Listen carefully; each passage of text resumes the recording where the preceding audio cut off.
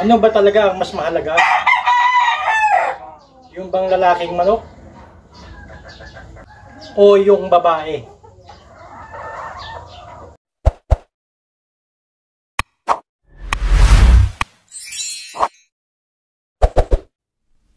Let's go!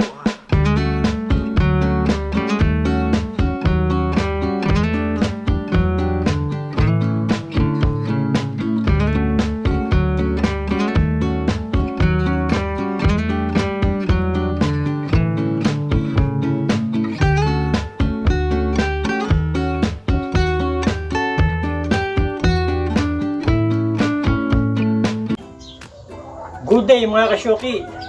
Nandito na naman tayo sa ating bagong video na ating mag-uusapan kung ano ba talaga mas mahalaga, yung bang lalaki o yung babaeng manok.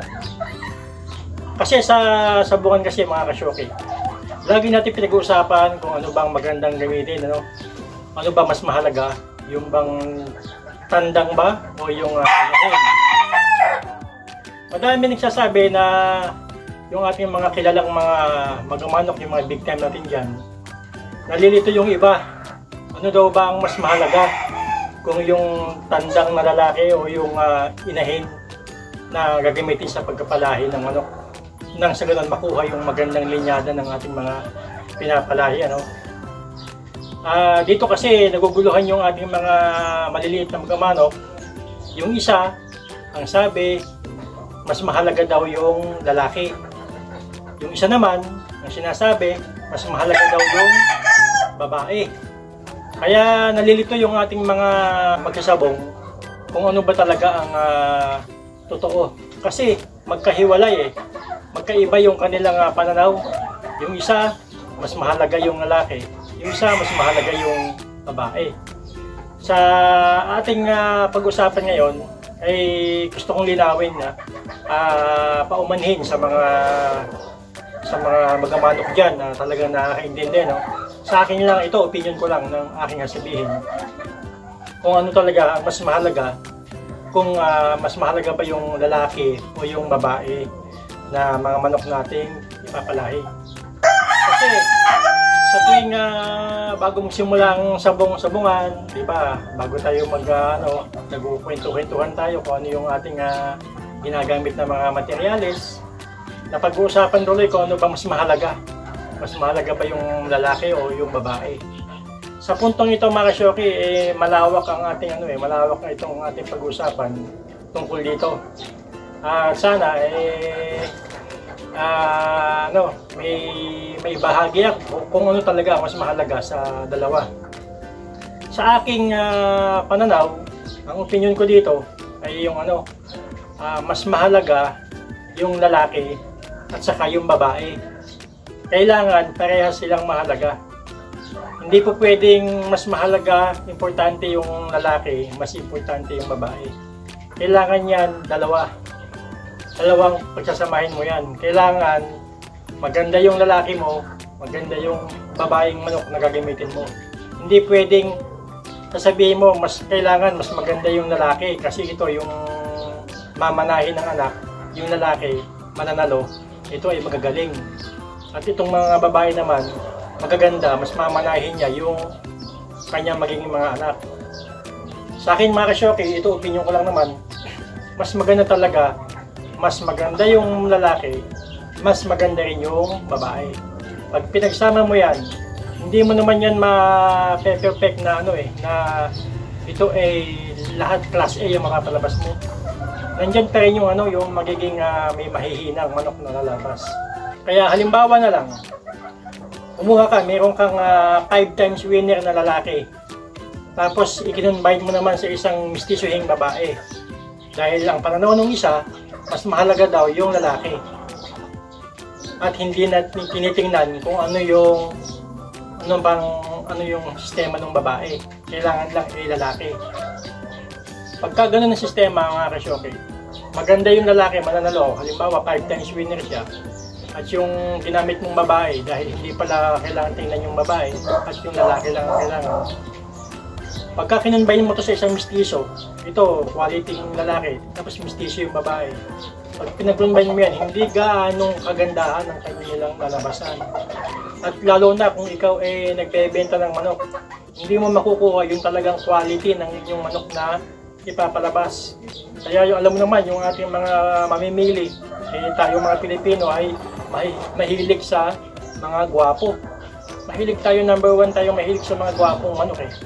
Kaya ang may papayo ko dyan, pag nagpalahi tayo, piliin natin yung magandang lalaki, piliin din natin yung magandang babae.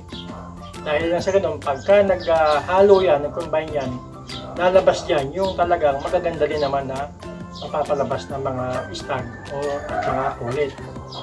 Kaya yun ang gusto kong linawin lang, no? Dahil yung iba, nalilito. Ano daw ba yung kanilang mas magandang gamitin? Kaya pasensya na sa mga ating mga hinahangaan na na magmamanok. Sila kasi ay nagmamanok ng mga madaming manok. Tayo kasi mga backyard lang. Tayo ay naguguluhan kung ano ba talaga yung ating magandang gamitin, kung ano yung ating dapat nating gamitin sa pagpapalahi. Kung ito bang lalaki o ang babae. Sa aking opinion na yan, sinasabi ko sa inyo, sa maniwala kayo sa hindi, kailangan talaga mas maganda na ang gamitin mo, magandang lalaki, mananalo, winning line, at saka talagang quality yung lalaki. At yung gagamitin mo babae, kailangan din kasi quality, magandang istasyon, at saka talagang magandang isalang sa pagpapalahi. Kaya pag pinag-combine mo yung dalawang na yan, ang lalabas dyan ay mga aces na yung lalabas dyan. May mga lalabas din dyan na mga mahihina, yung mga reject kung tawagin. Hindi naman natin mape-perfect yan, yung mga ganyang klaseng pagpalahi. Sa lahat ng magamanok, wala pang naka-perfect ng pagpapalahi na lahat ay aces ang lumabas sa kanilang mga stag.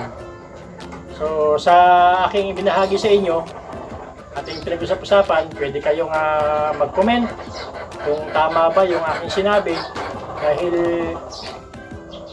sinagot ko lang yung yung lagi kong nadidinig sa mga kasamahan nating mga magsasabong. Yung iba daw kasi, yun nga, malilito sila, ano daw bang mas mahalaga, yung bantandang o yung inahin. Dito ko ngayon i-explain kung ano ang mas mahalaga.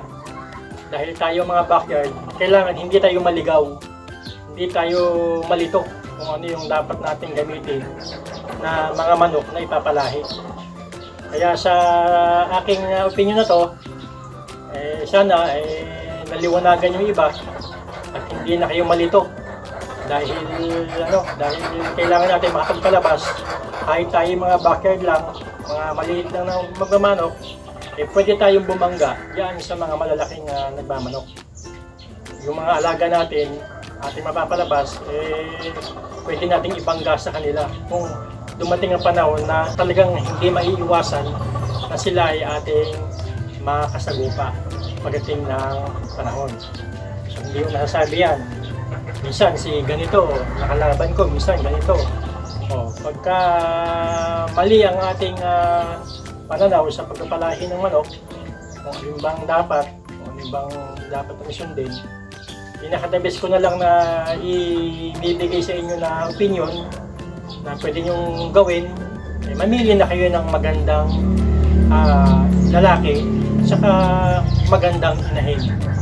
Yun na lang ang inyong gamitin pag kayo ay nagpalahi ng inyong mga manukan.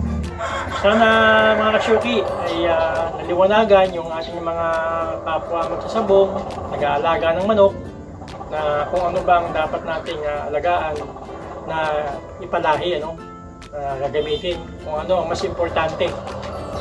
Sa aking opinion, talagang kailangan both side maganda yung ating gagamitin.